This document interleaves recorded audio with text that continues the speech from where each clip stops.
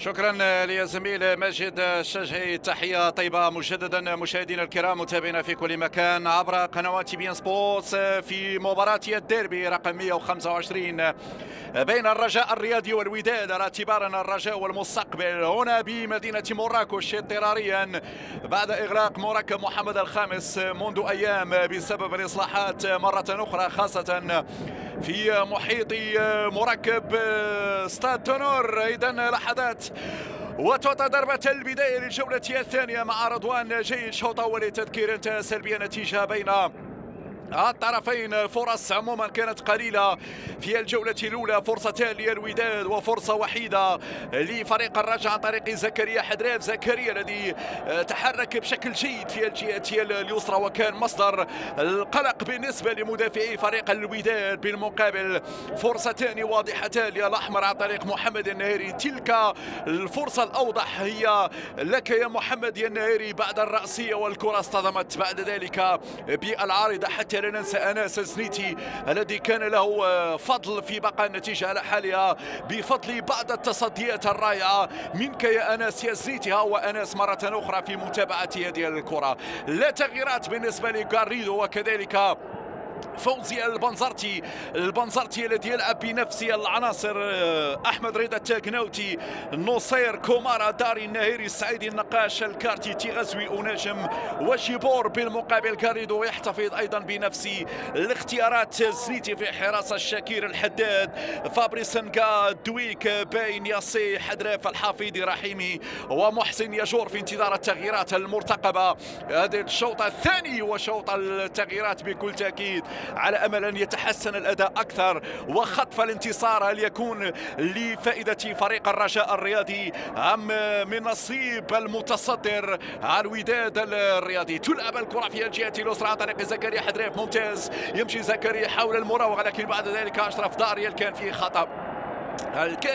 الحكم يكتفي بالاعلان عن الركنيه الاولى لفائده الرجاء مع انطلاق الجوله الثانيه. هل ينتفض الرجاء الرياضي في هذه الجوله؟ مشاهدينا الكرام، معروف بان الرجاء في الديربيات الاخيره يكون افضل في الشوط الثاني ويكون حاسما في الجوله الثانيه، خاصه مع وجود المايسترو الحفيظي وكذلك اللاعب زكريا حدراف. تلعب الراسيه، الرجاء يضغط في هذه الاثناء، العالمي يضغط في هذه الاثناء. مشاهدينا الكرام، الرجاء الذي يريد ان يتسلق مراتب الدوري المغربي، نعم، يصبو نحو النقطة 20، يتساوى مع يوسفية برشيد في المركز الثالث. هذا هو الهدف لك يا غاريدو، وتأكيد التفوق في تاريخ الديربيات مع الوداد الرياضي. تلعب الكرة لفائدة الأحمر، ونجم يمشي للجهة اليسرى، العرضية مرة أمام الجميع. التيغزوي يلحق على هذه الكرة هنا بلمسة واحدة. نصير ماذا سيفعل؟ 1-2 ممكن. هنا العرضية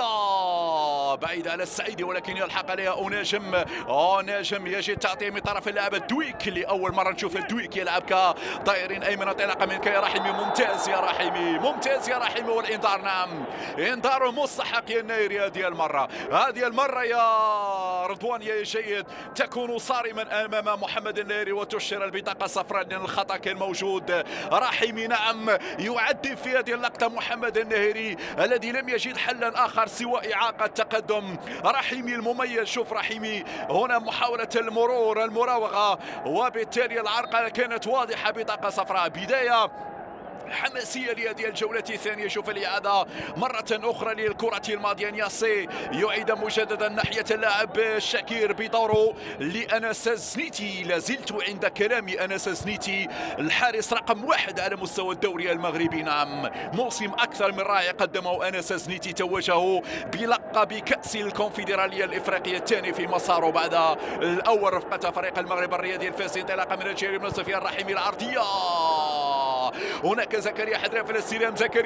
زكريا ممتازة زكريا، لكن عالية ديال الكرة يا زكريا يا حدراف. كان وحيدا زكريا حدراف في الجهة اليسرى من دون مراقبة. الخطورة من زكريا والخطورة من رحيمي على الأطراف في بداية تحركات فريق الرجاء. يا اخوان يا كاروس يا غاريدو، هل تعاكس ما حصل في الشوط الأول يا غاريدو؟ ونتابع جولة ثانية هجومية أكثر من فريق الرجاء الرياضي بعدما كنت متحفظا بعض الشيء. قلت بأن الرجاء في الديربيات الأخيرة يكون أفضل في الشوط الثاني، فليتأكد هذا المعطى خلال ديربي مراكش، الديربي رقم 125، بينما الكرة مبعدة أمام جيبور الحاضر الغائب ليس في الديربي فقط بل في معظم المباريات التي لعبها هذا الموسم مشاهدينا الكرام، لأنه قلت وجيبور لم يعطي ما كان منتظرا منه كما حصل في الفترة الأولى في المحطة الأولى له رفقة فريق الوداد الرياضي. الشاكر هنا في عملية التغطية ممتاز عبد الرحيم، هنا كان الخطأ من جيبور، اصطدام عفوي الشاكر مثالي المدافع المقاتل، لأنه ثقل كبير الآن على عبد الرحيم الشاكر في ظل غياب بدر بنون وأيضا سند الورفلي. هذا هو عبد الرحيم الشاكر الذي خبر ديربي بكل تأكيد، اللاعب السابق لفريق الجيش الملكي. الشاكر في استلام الكرة اليوم هو في محور الدفاع إلى جانب الحداد بين مدويك الظهير الأيمن وفابريس على الجهة اليسرى. تلعب الكرة هناك على الجهة اليسرى، نعم فابريس مراوغة، يدخل بالكرة وسط الميدان في اتجاه الحافظي، أقرب إليه إبراهيم النقاش. إبراهيم ملعوب الكرة بلمسة جميلة جدا من السعيدي على الجهة اليمنى، محاولة المراوغة من التغازوي، كان في تدخل. نصير يستلم الكرة العرضية، نصير راسية، برافو أناس زنيتي، سوبرمان الرجاء زنيتي يتصدى للكرة مرة أخرى. تمركز رائع يا أناس يا زنيتي، هنا يتصدى لكرة اللاعب محمد الناري، ومحمد الناري شوف الإعادة بنفس الكيفية اللي تابعناها في الجولة الأولى. عبد اللطيف نصير والنهيري في هذا المكان مرة أخرى يتقمص دور المهاجم بضربة راسية، ولكن في المكان المتواجد فيه أناس زنيتي. عادة لما تسدد كرات بالراس وبهذا أو في هذا الموقع إما تسدد على أقصى اليمين أو أقصى اليسار، نايري سددها في منتصف المرمى أين يتواجد أناس، بينما انطلاقة أشرف داري يقرأ تحرك الحافظي، يقوم بعملية التغطية لكن بعيدة يا داري، بعيدة يا داري إلى التماس. مباراة مفتوحة على جميع الاحتمالات، قد نشاهد هدف في هذا المرمى أو في ذاك. نعم حتى الرجاء الرياضي يهاجم ويضغط ويفتح اللعب في هذه الجولة. تلعب الكرة في الجهة اليمنى ناحية اللاعب دويك، ماذا سيفعل دويك؟ يتجرأ على المدافع الممتاز، ممتاز هذه اللقطة يا دويك، يتجرأ على المدافع هنا. نعم الدويك في أول صعود لك مع انطلاق الشوط الثاني حاول أنه يمر، ولكن العرضية بعد ذلك وجدت يقظة دفاعية. الحكم يتدخل في هذه اللحظات ويمنح ضربة حرة للمهاجم الليبيري ويليام جيبور أمامنا على الصورة. فريقان مقبلان بعد أسبوع من الآن على مواصلة غمار المنافسات الإفريقية. الرجاء الرياضي الذي عاد إلى الواجهة مشاهدينا الكرام، نعم عاد إلى الواجهة مشاهدينا الكرام، بينما إسماعيل الحداد الذي قيل عنه بأنه في تجربة بأحد السعودي، إسماعيل الحداد في هذه اللحظات مشاهدينا الكرام يأخذ مكان التغازوي. إذا التغازوي يخرج في هذه الأثناء واسماعيل يأخذ مكانه. قلت مشاهدينا الكرام في الفترة المقبلة سنتعود على عدم وجود اسماعيل الحداد مع فريق الوداد البيضاوي. قد تكون هذه المباراة الأخيرة. جيبور لحظة الاستلام لم تكن جيدة، تطول الكرة بعد ذلك نحو الحارس أناس زنيتي في نهاية المطاف. نعم أناس زنيتي امامنا على الصوره. اسماعيل الحداد اذا يدخل في هذه اللحظات مشاهدينا الكرام. نعم اسماعيل الحداد قد تكون هذه اخر مباراه له رفقه فريق الوداد البيضاوي، فهل يترك بصمه في هذا الديربي قبل ان يودع الزملاء ويودع القلعه الحمراء؟ من الكلمه ستكون للرفقاء. زكريا حدريف الحافظي بلمسه، يا سلام على المايسترو زكريا هنا في عمليه تحضير الكره، لكن محمد النهيري في الاستلام.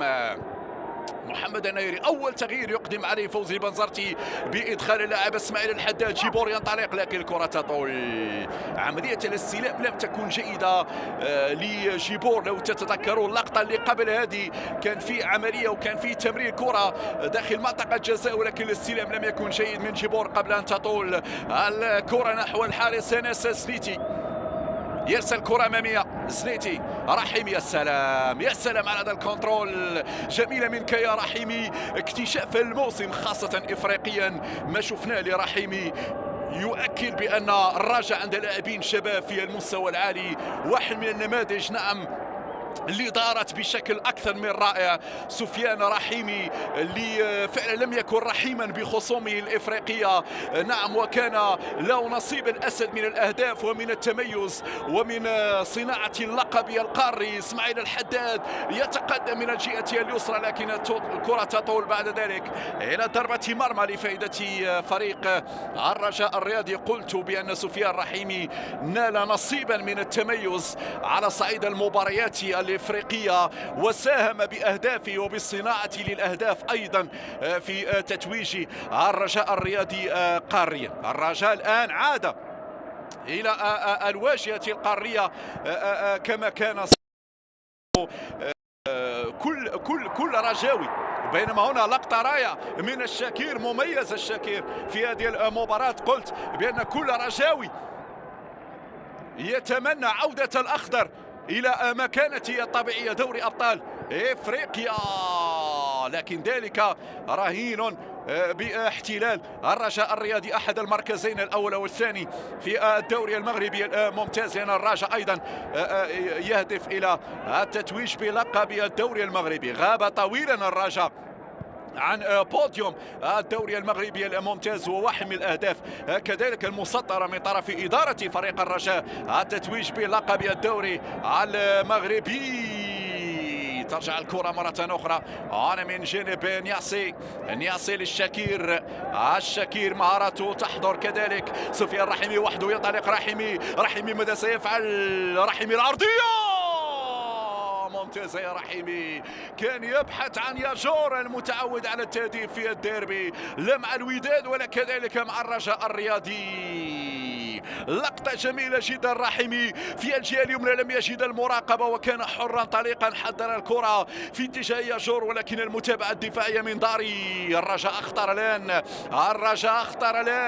الرجاء الأقرب الآن. داري في عملية المتابعة لهذه الكرة، نعم، يلعبها بسرعة في اتجاه جيبور. مراقب جيبور، كل الكرات التي تبحث عن جيبور يكون مصير الضياع في ظل وجود الحداد والشاكر. يا سلام يا سلام، أنت أنيق يا الحافظي في كل لمسة وفي كل انطلاقة وفي كل انسلال إلا ونتابع أكيد واحدة من أجمل لقطات في هذا الديربي معك يا الحافظي. قلت ومنذ زمن الحافظي نجم الدوري المغربي، والحافظي يستحق أن يكون دائما وأبدا مع المنتخب المغربي، وأنتظر أن يكون متواجدا لما لا في كأس الأمم الإفريقية مع المنتخب المغربي، يستحق ذلك.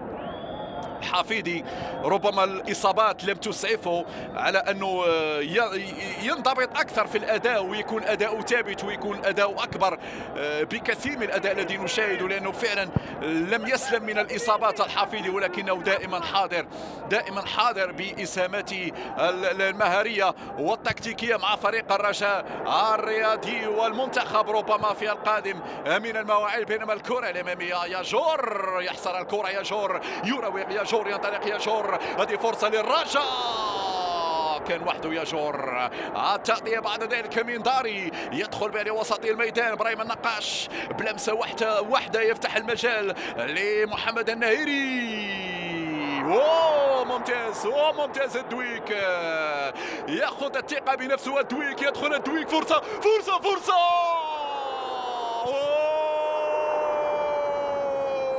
غير معقول. الرجاء غير محظوظ في هذه العملية. يا سلام عليك يا دويك، يا سلام عليك يا دويك. في لقطة نعم كانت هي الأبرز والأخطر لفريق الرجاء الرياضي. الدويك اللي أخذ الثقة بنفسه، نعم، ينطلق ويصعد ويساند الهجوم من الجهة اليمنى. يحضر الكرة زكريا حدران في التسديدة، ولكن السمات الدفاعية نصير يتقدم، نصير داخل منطقة الجزاء، ولكن أناس في المتابعة. كان في تدخل يا صلاح الدين يا السعيدي. برافو الدويك، برافو هذا اللاعب الشاب، يعني مثال للاعب ينتمي لمدرسة فريق الرجاء الرياضي. قالوا أين هي المدرسة وأين هم لاعبو الرجاء الرياضي؟ ها هي الإجابة عندكم. الدويك مع الحفيدي وحد الدين، الدويك يتجرأ، والدويك هنا يتحدى مدافعي فريق الوداد الرياضي. شوف اللقطة، هذا هو الحفيظي يعطي باس تمريرة والدويك بعد ذلك العرضية، ولكن متابعة من طرف أشرف داري في الوالة الأولى ثم نصير في الوالة الثانية بمساندة من إبراهيم النقاش. واحدة من التحركات الجميلة للرجاء عن طريق الثنائي الحفيظي وكذلك الدويك. الحفيظي مرة أخرى يعمل الضغط، كومارا يعيد للخلف، احمد رضا التكناوتي دون تردد يرسل اماميه في اتجاه ما. نذكر بان غاريدو حتى الان لم يجري اي تبديل. بالمقابل اسماعيل الحداد الذي دخل قبل لحظات، نعم كان تيغزوي الذي لم يكن له دور كبير في هذا الديربي. تصل الكره ناحيه زكريا، الرجاء افضل، الرجاء يتحرك بشكل اخطر، زكريا حدراف يتوغل، زكريا يدخل، زكريا والركنيه. الرجاء يمتع في هذه اللحظات مشاهدينا الكرام، الرجاء يكثف من هجماته مشاهدينا الكرام.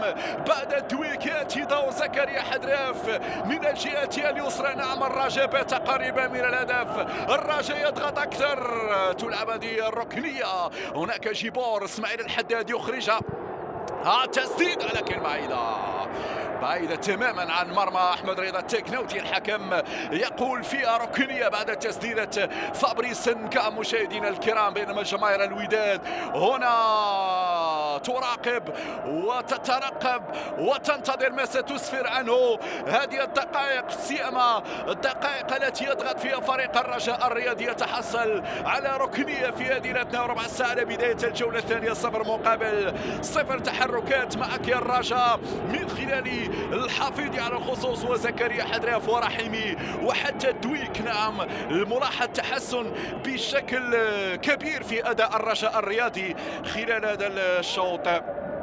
هنا في مدينه مراكش الحمراء، مراكش التي كانت شاهده على النهائي الحلم، النهائي المونديالي للاخضر العالمي عندما لعب امام البايرن، وهنا كان الفوز على اتلتيكو مينيرو البرازيلي في نصف النهائي. فعلا ملعب كان فيه الخير بالنسبه للرجاء. لم تذهب بعيدا، الياسي كان قريب من هز الشباك الوداديه.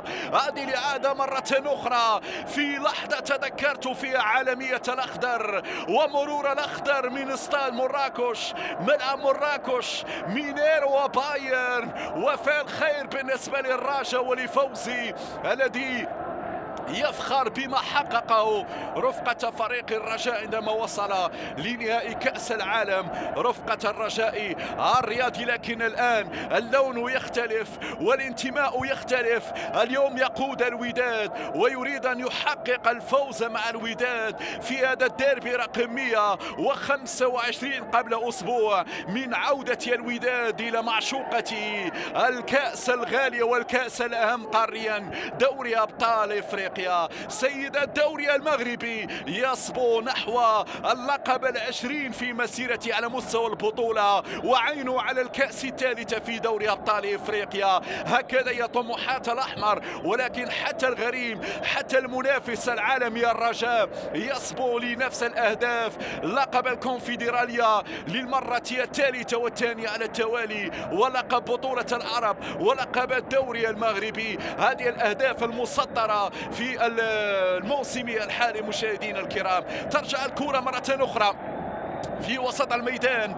الكلمة في الديربي تاريخيا للرجاء الرياضي 36 انتصار، يطمح للانتصار 37، بينما الوداد يطمح للانتصار رقم 30 في الدوري في الديربي. هذه كرة نصير في الاستلام على الجهة اليمنى. نصير ماذا سيفعل؟ نصير يا نصير يرجع بها لوسط الميدان. السعيدي لمن هناك الجهة اليمنى، لمسة نصير فرصة، ركنية من جديد لفائدة الوداد. مباراة مفتوحة في جولتها الثانية، والآن القراءات ربما تختلف بالنسبة لفوزي البنصرتي وخوان كارلوس غاريدو. من يتفوق على من؟ هذا وأناجم في تنفيذ الركنية. زنيتي أعلى من الجميع. الحداد ماذا سيفعل؟ مرة الكرة الفرصة هذه، لكن أنس زنيتي رايا يتحدى الجميع ويرتقي أعلى من الجميع. برايم النقاشي أمن الدفاع ممتاز. برايم يتحدى ياجور، برايم يتحدى ياجور، بل وفابريس تمشي كرة في الجهة اليمنى وناجم للسلام مرة أخرى من طرف وليد الكارتي، يلعب لأناجم، اللعب على الجهة اليمنى ممتازة ديال المراوغة، وناجم يحط كرة تطول على السعيدي، والحكم يتدخل يعلن عن ضربة حرة تنفذ بسرعة. زكريا يحاول المرور، نصير يغطي، يخرج الكرة مباشرة إلى رمية جانبية دائما لفائدة فريق الرجاء الرياضي. إيقاع المباراة يرتفع في هديلتنا وجانب من جماهير الوداد وجماهير الرجاء في مدرجات مراكش، هنا في شمس مراكش، تحت شمس مراكش، وهنا هدف ممكن.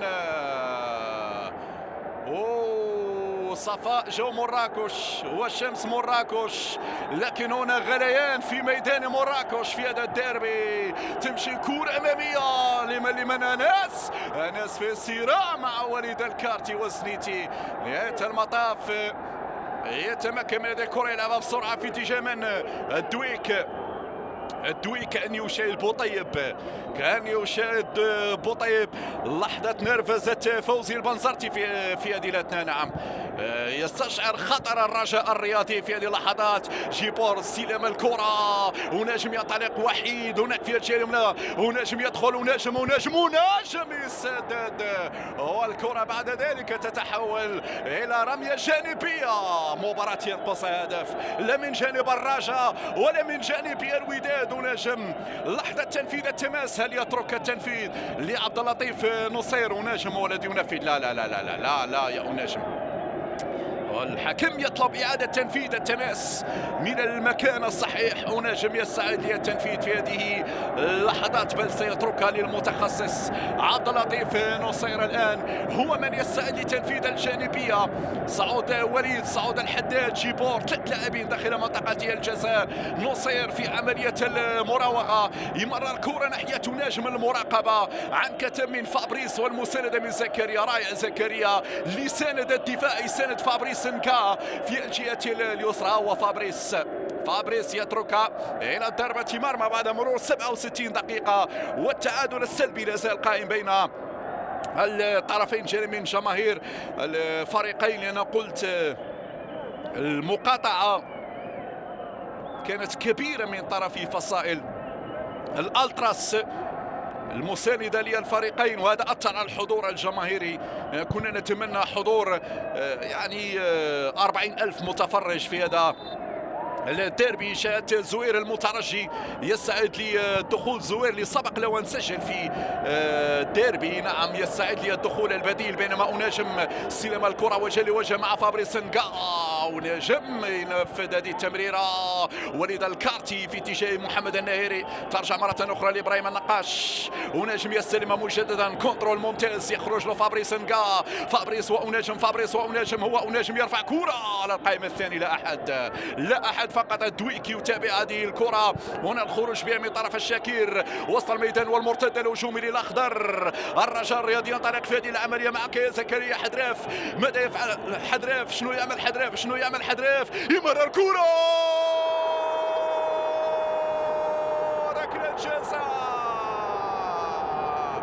ركلة جزاء للرجاء الرياضي.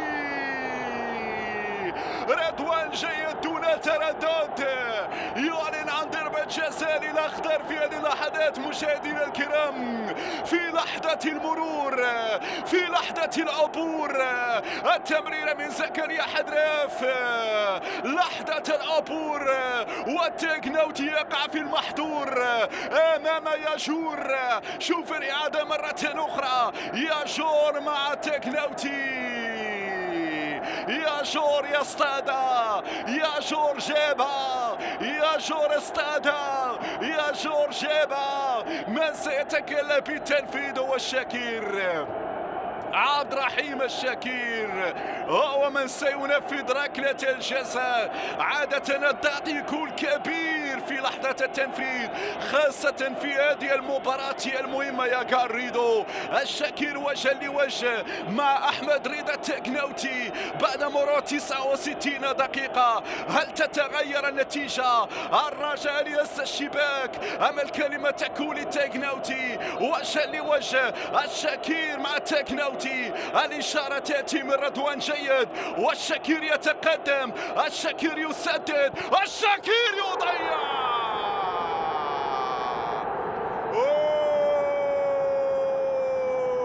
عبد الرحيم الشكير يضيع ركلة الجزاء ويضيع فرصة التقدم للرجاء. هذه الإعادة مرة أخرى على المرمى، على المرمى، ولو أن الحارس مشى للجهة اليمنى، لكن هنا الشكير أعلى يا الشكير، راحت لجامع الفنا يا الشكير، الكرة راحت لجامع الفنا يا الشكير وليس في شباك التكناوتي. واحدة من اللقطات المهمة في هذه الجولة الثانية. الرجاء كان بإمكانه يتقدم، انتظرت ياجور، انتظرت رحيمي في التنفيذ، والشكير هو من ينفذ ركلة الجزاء يضيعها. يخشى غاريدو أنه الفريق يندم على تضييع ركلة الجزاء، وجمهور الرجاء كان يمني النفس بهدف في هذه اللحظات، والوداد يتنافس الصعداء بعد تضييع الركلة. إذن تغيير على ما يبدو، لأنه زويل المترشي قبل ذلك أنس جبرون يسعد للدخول. الحفيدي يخرج في هذه الأثناء بينما نلعب على 20 دقيقة المتبقية على نهاية الوقت القانوني. إذن تغييرات بن حليب وجبرون يسعد للدخول. هذه تبديلات المدرب خوان كارلوس غاريدو. ياجور يخرج، حفيدي يخرج، جبرون وبن حليب يدخلان الآن. تبديلات في نفس المراكز، بن حليب كرأس حربة مكان ياجور، وكذلك جبرون في وسط الميدان مكان عبد الإله الحفيدي. إذن هكذا هي التغييرات في انتظار زوير المترشي، كذلك البديل القادم للمدرب فوزي البنزرتي. أنس جبرون اللاعب السابق لفريق المغرب التطواني، لا ننسى بأن هناك لاعب أيضا قادم من تطوان الوردي، اللاعب الشاب أيضا واحد من انتدابات فريق الرجاء الرياضي في الميركاتو الشتوي لجنب فابريس نكا وأيوب بنناح. هنا كنترول من محمد الناهيري، محمد الناهيري الحكم يقول فيها خاطئة. نعم، إذا هذا هو زوير المترجي العائد لأحضان الوداد بعد فترة إعارة رفقة نادي أولمبيك خريبكا. يرجع للوداد. طبعا كان هناك حديث مع بداية الموسم الحالي إمكانية إعارته للنهضة البركانية، ولكن زوير المترجي يبقى مع الوداد. وحتى زوير عبر عن نيته في محاولة إثبات نفسه وجدارته وأحقيته بحمل قميص فريق الوداد كلاعب أساسي، ويحاول قدر الإمكان. إذن المترجي مكان جيبور، والمترجي على فكرة قلت بأنه سبق له أن سجل في أحد الديربيات. إذن هذا هو المترجي يدخل في هذه الأثناء، كرة مرفوعة براسية، أنياسي يتدخل بعد ذلك ويرسل الكرة مباشرة إلى ركنية لفائدة فريق الوداد الرياضي. السعيدي ضاعت الكرة في خطأ نعم، في خطأ واضح، وضربة حرة لفائدة سفيان الرحيمي. إذن ضربة حرة لفائدة فريق الرجاء في حين نقترب من الربع ساعة المتبقي على نهاية الوقت الأصلي. دائما 0 مقابل 0، مع التذكير على أن الرجاء الرياضي أضاع ركلة جزاء عن طريق اللاعب عبد الرحيم الشكير. تلعب الجانبية منقولة في وسط الميدان، انياسي ولكن بعيدة تماما.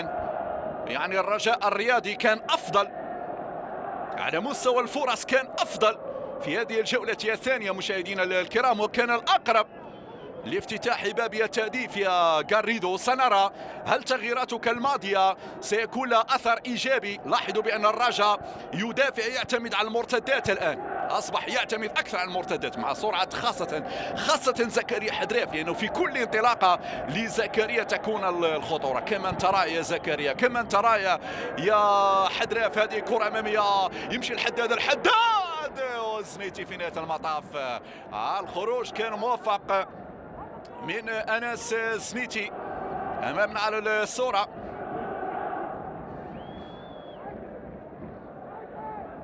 أنس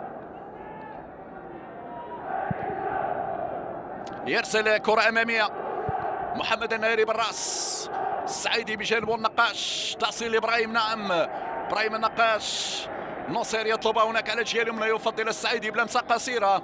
السعيدي يعيد للخلف مرة أخرى، إبراهيم النقاش يستلم محمد النايري.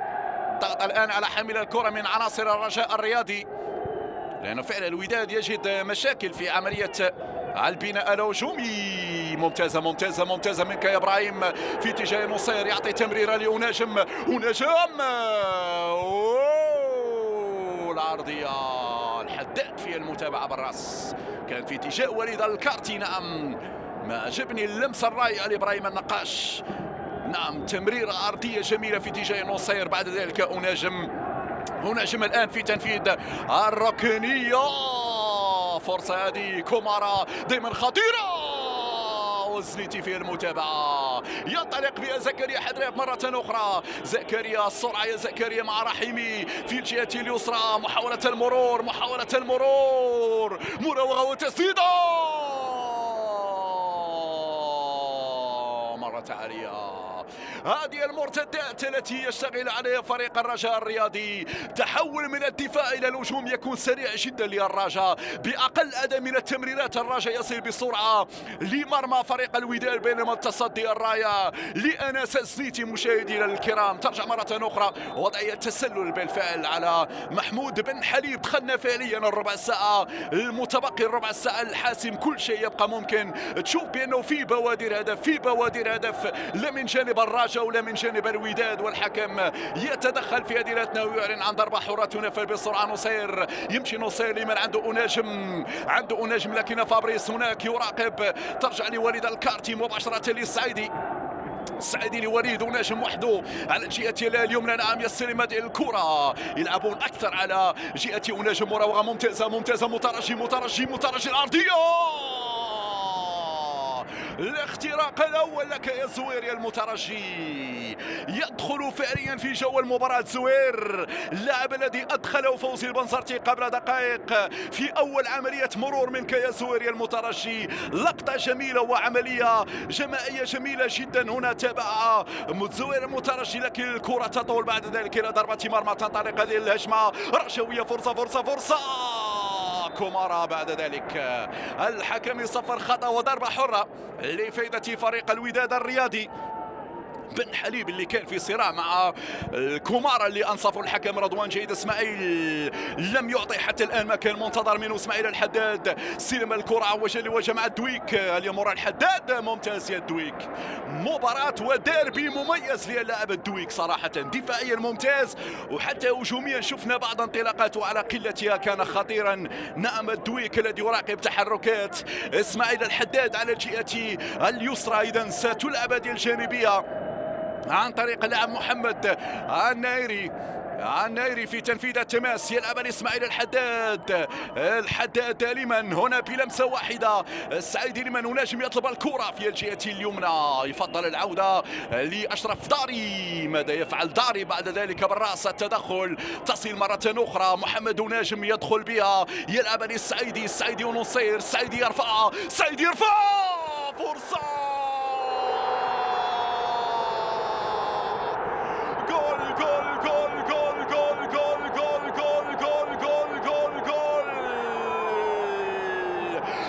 الحداد يفعلها، الحداد يهز الشبكة الرجاوية، الحداد يهز مدرجات مراكش. اللون الأحمر زاي في مدرجات مراكش في المدينة الحمراء. هي مباراة الأحمر، هو هدف الأحمر. إسماعيل الحداد يزور الشباك الرجاوية بلمسة واحدة. شوف الإعادة السعيدي يرفعها، خطأ في التغطية، كنترول بالقدم اليسرى، سدد في المرمى الرجاوية، وجيبها من الشباك يا أنس، جيبها من الشباك. الحمراء تتقدم، الوداد يفعلها. سيد الدوري المغربي يصنع التقدم عن طريق إسماعيل الحداد، والجماهير في المدرجات تنادي ودادي لك حبي وفؤادي. هكذا تتعالى الأصوات بعد هدفك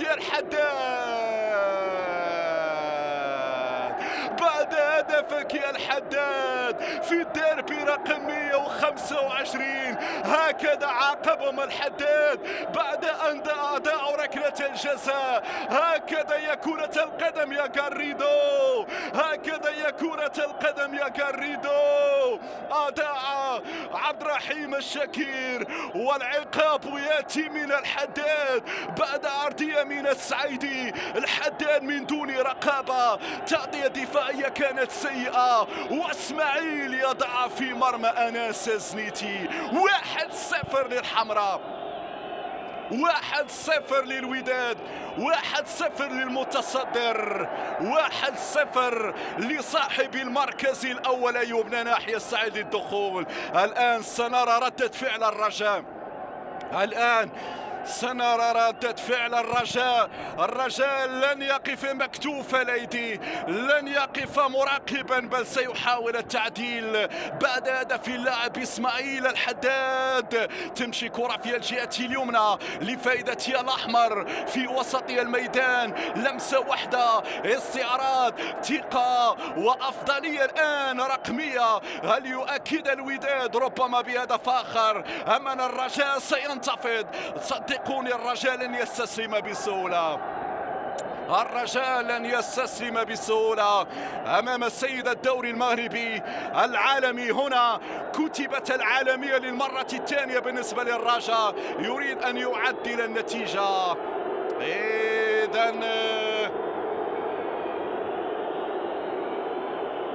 إذن هنا زكريا على ما يبدو يشكو من إصابة في هذه اللحظات.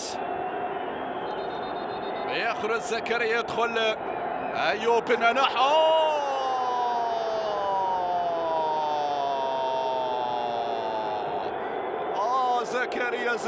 زكريا ماذا فعلت؟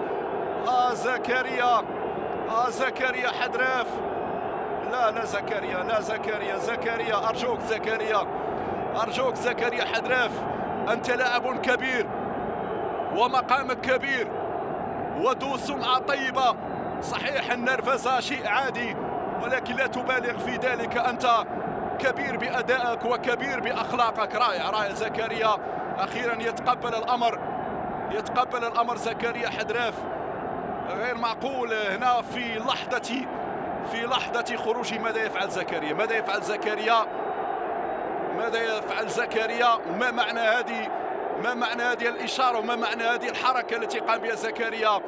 أن يضع القميص على الأرض بهذا الشكل، لست أدري، ولكن زكريا حدراف لا اختلاف، لاعب كبير ولاعب ذو أخلاق عالية جدا. عموما طرد في هذه اللحظات في صفوف فريق الرجاء الرياضي. إذا الرجاء يلعب ب10 عناصر على بعد 7 دقائق. كان ممكن تفادي هذه البطاقة الحمراء، يا زكريا يا حدراف، وبالتالي يستفيد غاريدو من التبديل، ولكن لم يحصل ذلك، وبالتالي هذا المعطى هو في مصلحة فريق الوداد الرياضي. بينما هناك خطأ بالفعل في هذه اللحظات. إذا سنتابع ضربة حرة لفائدة فريق الرجاء الرياضي، والرجاء الذي يكمل اللقاء ب10 لاعبين، بينما الدويك في صراع وفي شنآن مع محمد النائري في هذه الأثناء. إذا اللقاء متوقف في هذه اللحظات. إذا الدويك لا تبالغ يا الدويك، صحيح ربما الهدف خلى لاعبي الرجاء أكثر نرفزة، ولكن يجب التركيز على المباراة. يعني اللعب متواصل، عوض التركيز على الحكم والدخول في هذه النرفزة، لا، خلوا التركيز حاضر وسعوا نحو التعديل، لأن هناك متسع من الوقت كيف ما كان الحال، لأن نرفزة واضحة.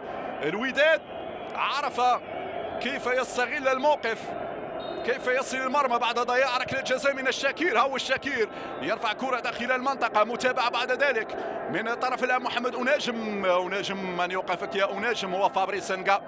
وسط الميدان مقطوعة من وليد انطلاقة المترجي تسرع المترجي في الكرة الماضية. الآن الصورة ستختلف تماما. الرجاء هو الذي سيضغط ولو ب10 لاعبين، والوداد سيلعب مدافعا وسيعتمد على المرتدات، سيعتمد على المرتدات وعلى المساحات، وهذا طبيعي جدا. الرجاء الرياضي سيتقدم وسيترك مساحات في خلفه، لأن الوقت يمر تقريبا 5 دقائق على نهاية الوقت الأصلي، وبالتالي فهو سيحاول قدر الإمكان الوصول إلى المرمى. تمشي كرة لنصير في وسط الميدان. ابراهيم النقاش يغير تماما للجهة اليسرى. الحداد، يا سلام يا الحداد، يلعب كرة نايري العرضية، والمتابعة بعد ذلك من أنس زنيتي في وسط الميدان. نعم، شوط ثاني أقول جيد جدا من جانب الطرفين. تمشي كرة في وسط الميدان لمن هناك الكارتي يلعبها بسرعة مباشرة للنايري. وليد ضغط الكرة، سفيان رحيمي صلاح الدين بي ترجع للشاكير، الدات وليد الكارتي ضيع الشاكير، تمشي للنايري هناك على الجهه اليمنى محمد ونجم. النايري يسدد،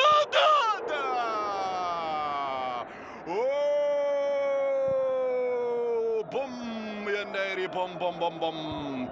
النايري قذيفة هنا يرسلها، لكن متابعة من أنس زنيتي. نعم، تصدي آخر رائع يا أنس. تلعب الكرة إفادة ناجم، يتحدى مناجم، يتجرأ عليه مناجم وسط 3 لاعبين. وناجم والكرة تطول إلى التماس.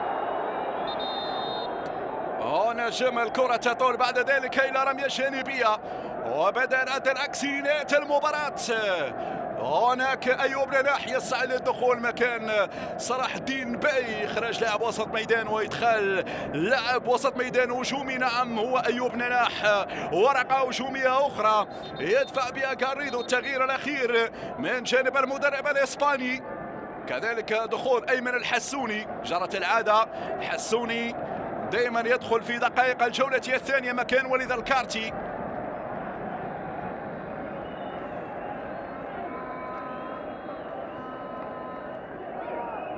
إذن هكذا هي التغييرات من طرف المدربين الحسوني. نعم،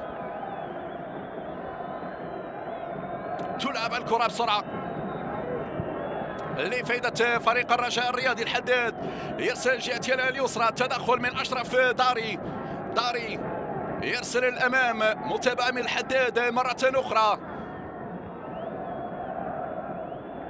الحقيقة والخيال، والوداد نعم يؤكد هذه الحقيقة، يؤكد هذا الواقع. التقدم 1-0. الحقيقة والخيال، المحبة والجلال. الوداد الرياضي هل يستعيد نغمة الفوز في الديربي أم أن الكلمة ستكون للعالمي؟ العالمي لا يستسلم، ولكن الخطورة ودادية. هنا الكرة أمامية، ولكن المتابعة بعد ذلك من أنس الزنيتي. العالمي لا يستسلم، والعالمي عودنا في المباريات الماضية أنه يسجل في اللحظات الأخيرة. نعم، ما قصة الرجاء الرياضي أهدافه في الوقت البدل الضايع، ما قصة أهداف الأخضر في الوقت البدل الضايع، وبالتالي لا شيء حسم. الرجاء ب10 لاعبين ممكن يفعلها. تلعب الكرة تسديدة لكن بعيدة تماما إلى ضربة مرمى لفائدة الوداد الرياضي. تسديدة من الشاكر، نقطة التحول كانت ضربة الجزاء ربما في المباراة.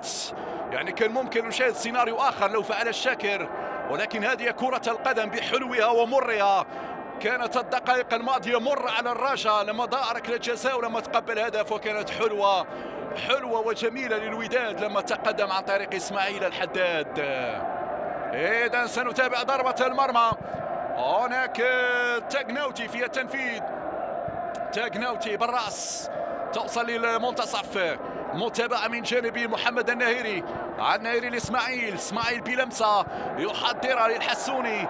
هناك تبادل كروي واستعراض ودادي في وسط الميدان، إمبراطورية الوسط التي يتحكم فيها إبراهيم والسعيدي. ترجع من جديد محمد الناهري، والناهري كومارا وسط الميدان. شوف الفراغ الموجود، شوف الفراغ الموجود، يتقدم اللاعب نصير، عنده أناج ملك في الجهة اليمنى، تردد بعض الشيء من نصير، مترجي يلعب الكرة، محاولة إضاعة الوقت من جانب لاعبي الوداد، الاحتفاء بالكرة في مناطق الرجاء، وناجم يلعب الكرة لم تصل للمترجي. الثواني الأخيرة على نهاية المباراة في الوقت الأصلي، تلعب الكرة في الجهة اليمنى لفائدة اللاعب نصير، وبعد ذلك الكرة تتحول إلى رمية جانبية لفائدة فريق الوداد. لحظات وسنتعرف على الوقت المحتسب بدل الضايع، كم سيضيف الحكم كوقت بدل ضايع، والرجاء الذي يشكو من النقص العددي بعد طرد اللاعب زكريا حدراف. إذا تلعب الجانبية لفائدة الوداد، محمد الناهري يلعب الكرة في الجهة اليمنى، فابريس نغا يقوم بالتغطية والحكم يقول في خطأ. نعم، لفائدة فريق الرجاء الرياضي أناس الزنيتي يسعى لتنفيذ 5 دقائق كوقت بدل ضايع. نعم، 5 دقائق يتم احتسابها الآن كوقت محتسب بدل ضايع. برايمان ياسي ضيع ياسي. حتى أذكر مشاهدينا الكرام، الرجاء سجل في مرمى برشيل في الوقت البدل الضايع، والرجاء سجل في اللحظات الأخيرة كذلك أمام المولودية الوجدية. فهل يفعل اليوم أمامنا الانتصار؟ سيكون حليف سيد الدوري المغربي. كرة أمامية، فرصة تاغناوتي، وضعية تسلل، كم كانت خطيرة هذه الكرة. نعم مشاهدينا الكرام، عن طريق أناس جبرون، لكن وضعية التسلل يشير إلى ذلك الحكم المساعد. هذه الإعادة مرة أخرى، لحظة خروج الكرة وأناس يتابع الحكم المساعد، يرفع الراية معلنا عن وضعية التسلل وضربة حرة غير مباشرة لفائدة فريق الوداد الرياضي. أحمد رضا التاغناوتي ينفذ الضربة الحرة غير مباشرة، الحداد بالراس، كرة في وسط الميدان تمشي ناحية فابريس نغا، ملعوبة هناك على الجهة اليسرى. مرة أخرى الحكم يوقف اللاعب في هذه اللحظات.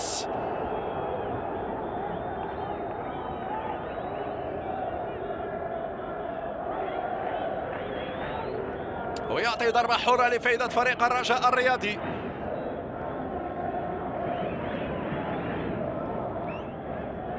إذا سنشاهد هذه الضربة الحرة. شاكر صعود معظم لاعبي فريق الرجاء داخل منطقة الجزاء، دائما الرجاوية نياسي، وانطلاقة في هذا المرتدى الهجومي لفائدة الوداد، والمترجي يضيع.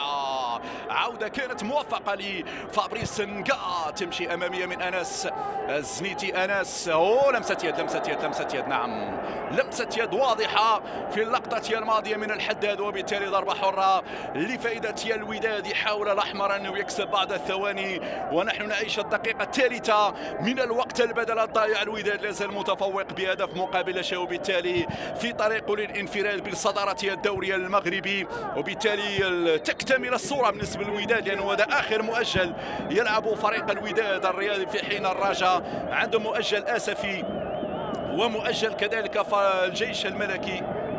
تلعب الكرة من أناس الزنيتي، يرسل أمامية بالراس، مقطوعة تمشي في وسط الميدان، محاولة ودادية مرة أخرى. اسماعيل الحداد يلعب هناك على الجهة اليمنى ونجم، لكن الحداد الأقرب لهذه الكرة، يتحدى نجم الدويك تحت الضغط الآن، تحت الضغط من أيمن الحسوني. الحكم يصفر خطأ وضربة حرة لفائدة الرجاء الرياضي. تلعب الكرة هنا في وسط الميدان، آخر محاولات الرجاء الرياضي لإبعاد من أشرف داري، دفاعيا ممتاز داري. بطاقة حمراء، بطاقة حمراء يا النايري. النايري يخرج بالبطاقة الحمراء كذلك بعد زكريا حدراف. النايري كان عنده انذار يتلقى نعم البطاقة الحمراء، كان عنده انذار نعم النايري، بطاقة صفراء ثانية ولكن شفنا الحمراء مباشرة. هذه الإعادة مجددا، التدخل الماضي تدخل نعم هذه الإعادة توضح هذا التدخل. صراع كبير اليوم شفنا، مباراة داخل مباراة بين رحيمي وكذلك اللاعب محمد النايري يخرج بالورقة الحمراء، بينما لازلنا نعيش الوقت المحتسب بدل الضايع. الآن نعيش الدقيقة الخامسة من الوقت البدل الضايع، ولدينا هنا ضربة حرة لفائدة فريق الرجاء. قد تكون هذه الفرصة الأخيرة للرجاء الرياضي الشاكر، يسعى لتنفيذ هذه الضربة الحرة والتكناوتي في المتابعة. ارتقاء ممتاز من أحمد رضا التكناوتي. الوداد الانتصار يحفز أكثر للعودة إلى معشوقة ومحبوبة دوري أبطال إفريقيا، الكأس الغالي، الكأس الأهم في القارة السمراء، تشامبيونز ليج. الوداد سيعود مرة أخرى. الوداد الممثل الوحيد للكرة المغربية في دوري أبطال إفريقيا. السيك في الانتظار، السيك في الرباط السبت، وهنا الثواني الأخيرة في الديربي رقم 125. الرجاء لم يستسلم بعد، والرجاء لا زال يحاول. المترجي يخطف هذه الكرة، يراوغ المترجي، وحده المترجي، يمشي المترجي لكن مقطوعة الكرة. نعيش الدقيقة السادسة من الوقت البدل الضايع، ولدينا هجمة رشاوية. جبرون في استلام الكرة، جبرون ماذا يفعل؟ يراوغ جبرون والتكناوتي في المكان المناسب. إذن الصافرة النهائية، الصافرة النهائية، سيد البلد، سيد البلد، سيد الدوري المغربي. الوداد الرياضي يؤكد زعامته لترتيب الدوري المغربي مشاهدينا الكرام، ويفوز في هذا الديربي رقم 125. على فكرة هذا هو الانتصار رقم 30 في تاريخ الديربيات على مستوى البطولة الوطنية. نعم الوداد الآن يرفع رصيده للنقطة 27 بفارق 3 نقاط عن حسنية أكادير. هكذا كانت الخاتمة سعيدة بالنسبة للأحمر، لكنها لم تكن كذلك بالنسبة للرجاء المطالب بالتعويض في القادم من الجولات. أكيد مباراة كانت جيدة العطاء بين الطرفين، في النهاية الغلبة للوداد، بينما الرجاء أضاع كذلك هدف من خلال ركلة الجزاء التي أخطأها عبد الرحيم الشاكر. الرجاء في المركز السادس 17 نقطة، الوداد في الصدارة 27 نقطة. مشاهدينا الكرام شكرا لكم على المتابعة، وإلى اللقاء في مواعيد قادمة إن شاء الله. الكلمة تعود إلى ماجد الشجاعي في الاستوديو التحليلي.